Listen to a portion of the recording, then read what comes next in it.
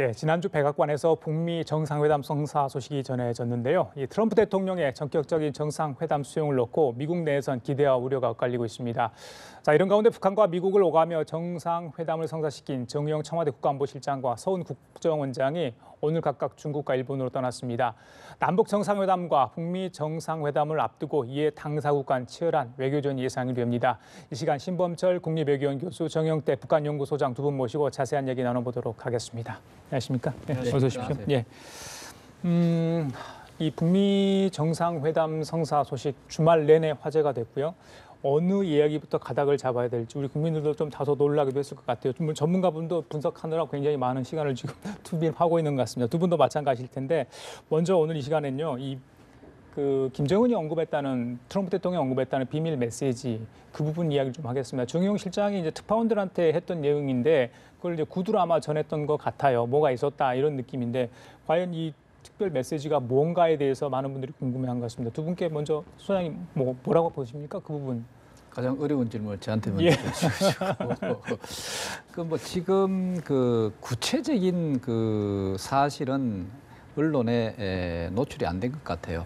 트럼프 대통령한테 좀 더 디테일한 어떤 내용을 안 했다. 그럼 그 내용이 뭘까? 이렇게 했을 때 이미 우리 여기에서 나왔지만 사실은 트럼프 대통령이 앞으로 정상회담이든 일단 대화에 응할 수 있다고 하는 조건이 뭘까 생각을 해보면은 가장 지금 급선무가 사실 장거리 미사일, 소위 ICBM, 미국을 직접적으로 가격할 수 있는 그런 미사일이 지금 고도가 됐기 때문에 사실은 여러 가지 이걸 이제 직접적으로 국가 안보 이익을 위해 가지고 직접적으로 대응해야 된다부터 시작해서 사실 군사적 압박은 더 강화됐다 이래 볼 수가 있죠. 자, 그렇다면은 첫째, 장거리 미사일 시험 발사하는 것을 일단 중단한다. 거기에 더해 가지고 조금 더 나아간다면은 이것은 앞으로 동결뿐만 아니고 더 협상의 대상이 될 수 있다고 하는 정도의 뉘앙스를 가진 뭔가 그 내용을 전달했을 가능성 이런 것들도 사실 있을 테고 그 다음에 이제 앞으로 여러 가지 직접적으로 남북 간의 어떤 정상회담이라든가 이런 모든 모멘텀 속에서도 소위 이제 우리가 한미연합 군사 훈련이라든가 이런 것 문제도 좀 더 구체적인 어떤 내용이 있었을 가능성도 좀 있지 않겠느냐 하는 얘기를 일단 해볼 수가 있죠. 공개되지 않은 구두 메시지가 있었고 트럼프 대통령은 매우 긍정적인 반응을 보였다 이런 내용이었습니다. 과연 포괄적인 어떤 내용이었을까 아니면 정말 구체적인 어떤 특정 이 얘기를 키워드를 써가면서 이야기를 했을까? 우리 신 교수님 어떻게 예상을 하세요? 예, 주변에서 들리는 이야기를 보면 그게 미북 간의 신뢰 구축에 관한 조치고 특정한 이슈보다는 포괄적인 메시지고 또 이야기는 안 하고 있지만 지금 우리가 그것을 밝히지 않는 것으로 봐선 사전에 밝히면은 속된 말로 좀 김이 빠지는 주제일 겁니다. 그렇기 때문에 일반적으로 억류자라든가 주한미군이라든가 ICBM 문제 이런 것들이 이제 제기가 되는 건데 그런 부분을 북한이 먼저 이야기했다고 하면은 트럼프 대통령의 극적인 효과가 좀 떨어질 수가 있기 때문에 좀 대화의 유인이 어렵다 이런 측면이 있는데요. 가능성이 가장 높은 거는 북한으로서 좀 내주기도 쉬운 것은 역시 억류자라고 생각합니다. 트럼프 대통령이 평양에 오든 아니면 판문점이든 제주도든 어느 특정 지역에서 한반도에 왔을 때 자기들이 정상회담을 하면서 억류자를 돌려줄 수 있다. 이러면은 그것만으로도 미국으로서는 큰 성과라고 할 수 있고 북한으로서는 비핵화 부분에 있어서 확실한 입장 전환이 아닌 상태에서도 미국을 대화로 촉진할 수 있는 요인이라고 생각합니다. 주한미군 같은 문제는 사실 실질적으로 트럼프 대통령에게 주는 엄청난 성과라고 할 수 있습니다. 왜냐하면은 북한이 가지고 있는 조선반도의 비핵화와 우리가 생각하고 있는 비핵화의 가장 큰 차이점은 주한미군을 철수하라는 것을 갖다가 전제 조건으로 다느냐 안 다느냐의 문제인데 만약에 북한이 주한미군이 계속해서 주둔해도 좋다 이런 메시지를 준다면은 과거 자기들이 이야기했던 비핵화에서 전향적인 모습을 보이는 거거든요. 그럼 트럼프 대통령 입장에서는 이거는 대화를 할 가치가 있다. 충분히 매력적으로 느꼈을 겁니다. 마지막에 ICBM 문제는 이거는 사실 우리로서는 약간 미묘한 문제인데 미국의 입장에서 볼 땐 당장 자신들을 향하는 그런 위협을 1차적으로 제거할 수 있기 때문에 트럼프 대통령을 또 대화로 끌어들일 수 있다고 이렇게 보는데 아무튼 그 어떤 거든 사실은 그것은 이제 마지막 순간에 공개될 것 같아요. 그래요? 왜냐하면은 그것이 사전에 밝히지면 안 되기 때문에 우리도 계속해서 많은 요구에도 불구하고 밝히지 않는 거기 때문에. 예. 근데 우리 정부는 알고 있으니까 정부가 거기에 맞는 준비를 차근차근 해나가면 된다 그렇게 예. 생각합니다. 뭐 몇 명밖에 모르잖아요. 예. 사실 그런 부분은 좀 아쉬운 부분이죠. 어떻게 보면 여론을 공론화해서 그 다음에 이렇게 공론화돼서 집단적 지성을 바탕으로 해서 논의를 나아갈 필요도 있는데 아무튼 이건 북한의 요청이 있었지 않나 예. 그런 생각을 하는데 신 교수님 말씀 중에 어떤 게 맞는지 예, 나중에 지켜보시죠. 보겠습니다. 예. 예. 아니 이제 그게 하고 이제 좀 더 구체적으로 얘기하면은 예. 소위 그 핵실험하고 그다음에 미사일 시험 발사하는 것 이것은 이제 일단 중단하겠다 하고 하는 그 내용이 사실 안 밝혀진 내용일 수가 있습니다. 지금 공개적으로 그런 얘기를 한 적이 없지 않습니까?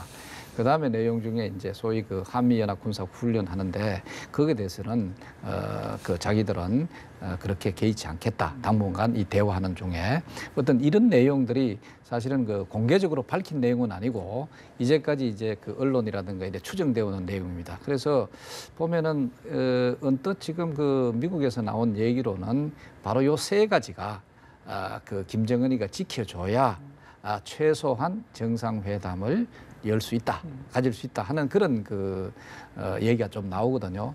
그렇다면은 알려지지 않은 내용들이 바로 이런 것들이 아닌가 하는 예. 생각도 사실 듭니다. 알겠습니다. 그러니까 좀 구체성을 띈 것은 가급적 이번에 공개하는 것을 피했다 이렇게 볼 수가 있죠.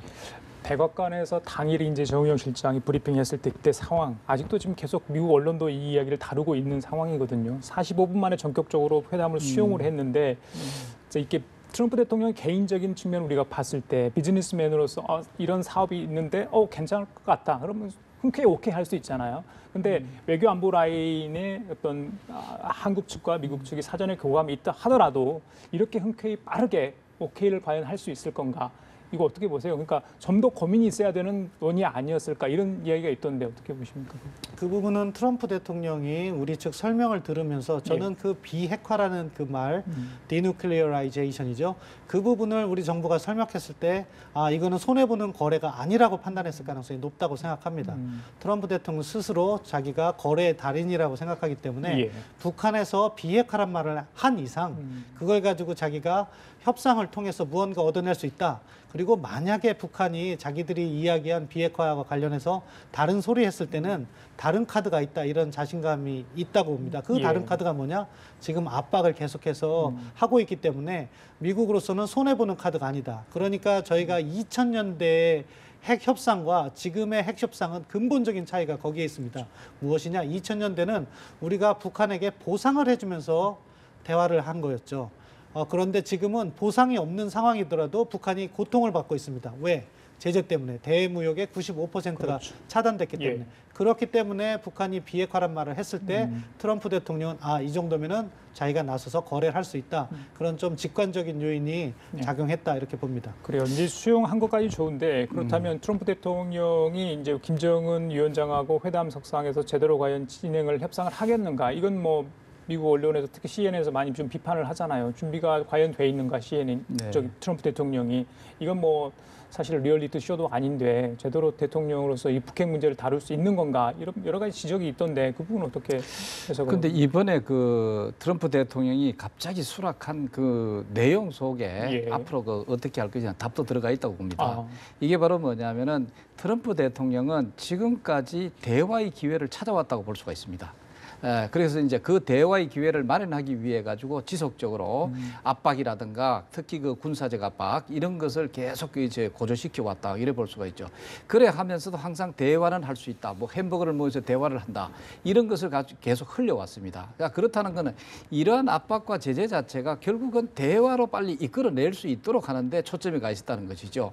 자, 그렇기 때문에 이러한 일방적인 이 압박과 제재 이것이 또 너무 또 지속되다 보니까 트럼프 대통령에 대한 어떤 부담감으로 사실 돌아오고 있는 측면도 있었다는 것이죠. 그렇기 때문에 이번에 사실은 두 가지라고 볼 수가 있습니다. 이제 방금 그 얘기해 주신 신범철 박사가 얘기해 주신 대로 그러니까 비핵화라는 김정은 입으로 비핵화라는 단어를 내는 어떤 그것도 중요하고 그런 의지를 이제 확인했다는 거죠. 그다음 두 번째 더 중요한 것은 김정은 자체가 예. 대화를 하고 싶다, 대화를 제의했다 하는 것은 굉장한 기회다. 근데 트럼프 대통령은 이 기회를 어떤 식으로 잡느냐면 정치적으로도 잡을 수 있고 또 예. 그다음에 비즈니스 입장에서도 잡을 필요성이 있었다는 것이죠. 승산이 있기 때문에 바로 잡은 그렇죠. 거 아닙니까? 정치적으로는 예. 일단 지금 대화를 끄집어냈다. 자기가 압박과 제재라고 하는 사실 그 오바마 정부라든가 이전의 정부가 하지 못하는 그런 정책을 강력하게 그리고 그 지속적으로 했기 때문에 예. 김정은이가 결국은 대화로 나온다. 소위 이제 김정은으로 하여금 뭔가 이거 백기를 들고 나왔다는 그런 이미지 속에서 예. 이 기회를 잡는 것은 어떤 면에서 정치적으로는 대단한 하나의 그 계가라고 볼 수가 있죠. 예. 저 트럼프 입장에서는 그 다음에 이제 또 비즈니스 입장에서 본다면은 일단은 김정은하고 같이 앉아가지고 대화를 하면은 자기가 설득을 시킬 수가 아니면 설복을 시킬 수가 있다. 하는 그런 강한 자신감이 있다는 것이죠. 그러니까 뭐가 만나가지고 뭘 대화를 해야 자기가 추구하는 것이 아닌가. 이 두 가지를 동시에 포착을 했다. 예. 그렇기 때문에 이번에는 구체적인 어떤 내용들이 작동했다기보다는 바로 김정은이가 스스로가 그 대화를 제의했다. 예. 그리고 또 디뉴클리라이제이션, 소위 그 비핵화라고 하는 얘기를 또 끄집어냈다 하는 것은 트럼프로 하여금 이 대화를 할 수 있는 많은 것을 정당화시켜줬다. 이렇게 볼 수가 있죠. 자, 그렇다면은 앞으로도 저는 오히려 많은 그 절차가 우리는 이제 기존에 이런 실무 회담을 한다든가 이래 하면은 특히 그 미국 간의 회담은 굉장히 지난한 어떤 그런 그 과정을 거쳤습니다. 이번은 오히려 거꾸로다 생각이 됩니다. 먼저 일단 만나는 것을 더 중시한다. 그렇기 때문에 이 만나는 것에 대해서 특별한 걸림돌이 없으면은 정상회담 한다. 예. 그것도 평양에서 한다. 예.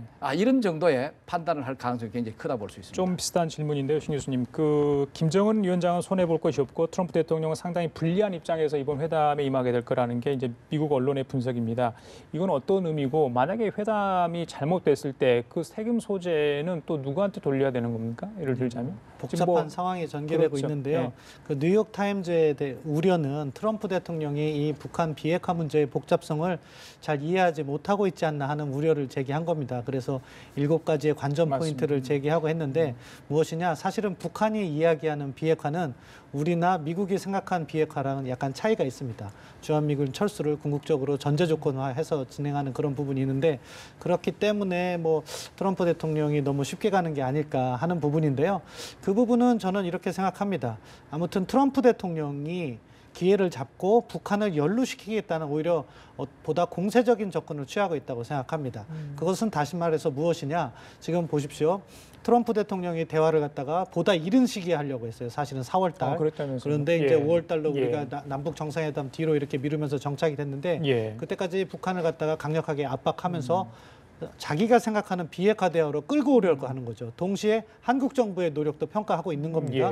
그러면서 한국 정부는 지금 일본, 중국, 러시아 하면서 지금까지의 대화의 결과를 설명하고 북한을 비핵화 대화로 또 견인하려고 하는 거예요. 그러면은 자칫하면 북한으로서는 처음에 이야기했던 것은 사실은 조선반도의 비핵화, 과거의 입장에서 변한 게 아닌데 지금 관련국들이 모두 그러한 대화를 기대하는 입장에서 물러서기 어려운 상황을 조성할 수도 있습니다. 그리고 만약 북한이 물러선다고 하면 트럼프 대통령은 보다 강도 높은 대북 압박 정책을 전개할 수 있는 또 다른 명분이 생기는 거죠. 그렇죠.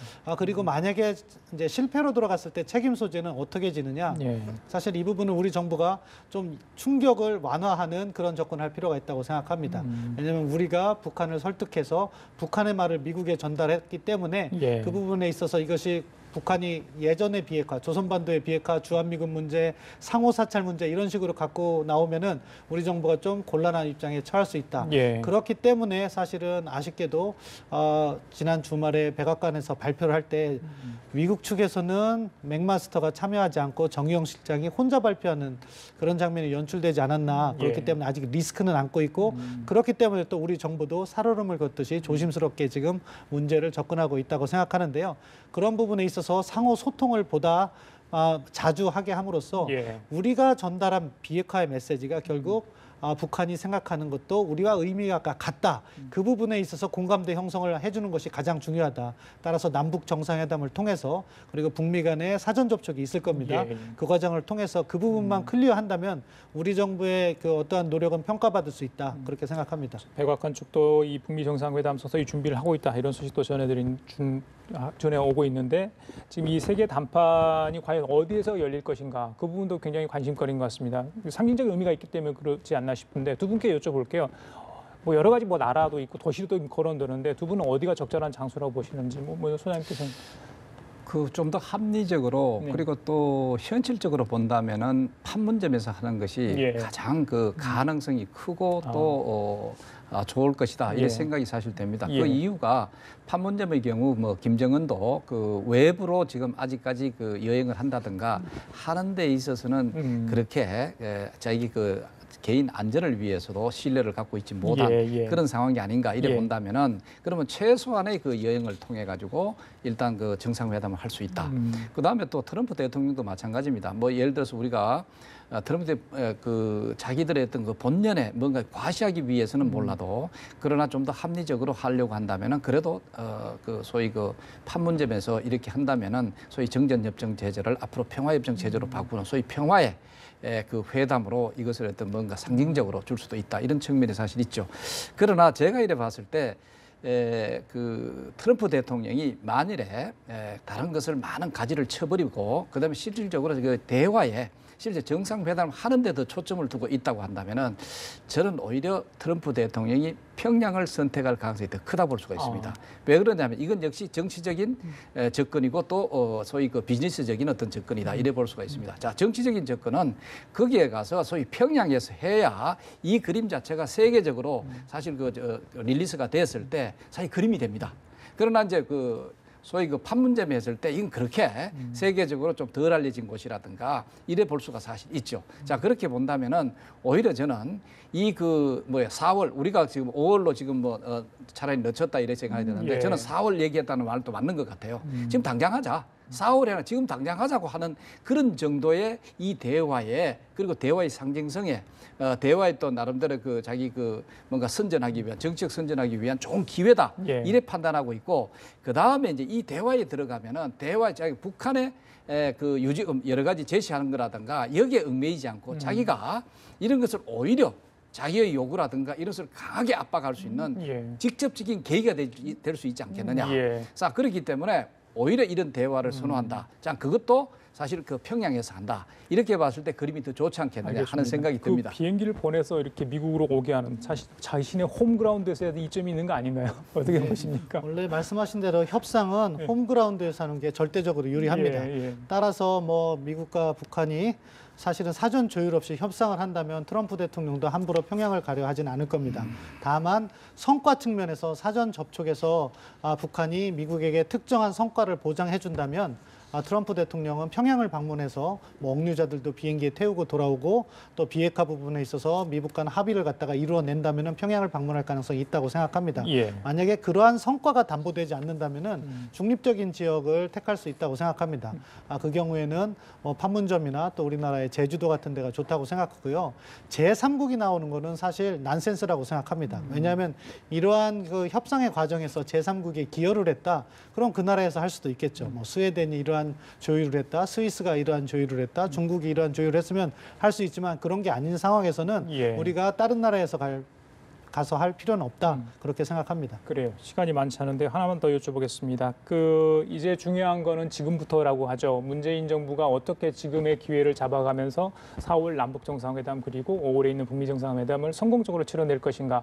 오늘 정영 실장과 서훈 국정원장이 각각 중국과 일본을 갔습니다. 이후에 또 러시아를 방문할 계획이 있는데요. 외교 관계도 굉장히 치밀하게 해야 될 것 같고요. 이번 기회를 잘 살 수 있는 그런 전략들이 필요할 것 같은데 우리 정부 어떤 노력을 좀 해야 될 것인지 간단히 여쭤볼게요, 소장님. 뭐 기본적으로 일단 그 정상회담이라고 하는 미북 정상회담, 남북 정상회담 사실 그 2000년 이후에 처음으로 우리가 맞는 그런 중요한 계기가 될 될 수 있다고 볼 수가 있습니다. 자, 그렇기 때문에 일단 그 대화의 모멘텀은 살려나가는 것이 좋다. 그렇기 때문에 양측에 북한이든 미국이든 우리 대한민국이든 이 대화로 이끌어 나갈 수 있는 뭔가 합의점, 그리고 또 서로가 제시할 수 있는 건 제시할 수 있는 것, 그리고 또 제시할 수 없는 건 없는 것대로 나름대로 챙겨가면서 우리가 이제 직접적으로 나름대로 저는 그 중재자라는 말은 별로 좋아하지 않는데 예. 일단 중재자적인 입장으로 소위 그 북한의 반응을 또 미국에 잘 전달하고 미국의 반응을 북한에 잘 전달하고 또 우리의 반응을 또 주변국에 중국이라든가 그다음에 일본이라든가 러시아라든가 그렇죠. 이런 데 잘 전달함으로써 예. 앞으로 이제 미북 간의 어떤 대화 여기에서 머물지 말고 오히려 더 지금 북한 핵 문제가 궁극적으로 잘 해결되기 위해서는 국제화돼야 됩니다. 이게 바로 이제 육자회담이라고 하는 그것이 재개될 수 있도록 그런 방향으로 사실 이끌어 나간다면은 사실 미북 회담의 우리를 패싱 해가지고 할 수 있는 어떤 그런 위험성도 사실 있고 등등 이런 것을 최소화시키기 위해서라도 예. 좀 육자회담이라든가 이런 것을 통해 가지고 좀 더 그 체계적으로 대화의 어떤 그 발전 모멘텀을 살려나가는 것이 좋겠다 이런 생각이 듭니다. 예, 신 교수. 예, 세 가지 포인트입니다. 첫째, 대화의 모멘텀을 살려라. 우리 정부가 평창 평화를 구상하면서 지금 하고 있는 대화의 모멘텀 이미 주사위는 던져졌습니다. 성공을 해야 됩니다. 둘째, 북한을 믿지 마라. 왜냐하면 북한은 이 과정에서 언제든지 다시 돌아갈 수 있기 때문에 우리가 미국과 또는 주변국과 이야기할 때 그 가능성을 항상 염두에 두면서 안정적으로 문제를 전개해야 된다고 생각합니다. 예. 그리고 세 번째, 주변국의 이해를 조율해라. 이건 뭐냐면은 아까 제가 주한미군 말씀을 드렸지만 그런 부분은 미국에 있어서는 상당히 대화의 유인 요인이 되지만 중국으로서는 자칫하면은 우리의 전략적 구상이 틀어질 수가 있기 때문에 그런 부분에 있어서 잘 조율된 접근을 해야 된다고 생각합니다. 그 시 주석이 이제 장기 주권 가능성이 할 수 있도록 열렸잖아요. 그러면서 더 영향력을 발휘하다 보니까 중국 쪽하고 사전 굉장히 조율을 잘해야지 중국이 세게 나왔을 때 지금의 모멘텀이 사라질 수 있다 이런 우려도 있던데 어떻게 그 보세요? 부분이 아주 중요한 포인트입니다. 예. 만약에 앞서 말씀드린 것처럼 주한미군을 인정한다 이런 식으로 해서 중국의 장기적인 한반도 구상이 틀어진다면은 중국은 어떻게 하겠습니까? 북한한테 지원을 제기합니다. 그럼 북한은 그것이 있으면은 다시 미국과의 대화 모멘텀을 상실하게 되는 거죠. 그렇기 때문에 그러한 이해를 조율하는 것이 아주 전략적으로 매우 중요하다 그렇게 생각합니다. 그래요. 알겠습니다. 자, 지금까지 신범철 국립외교연 교수, 정영태 북한연구소장과 함께 얘기 나눠봤습니다. 말씀 감사합니다. 네.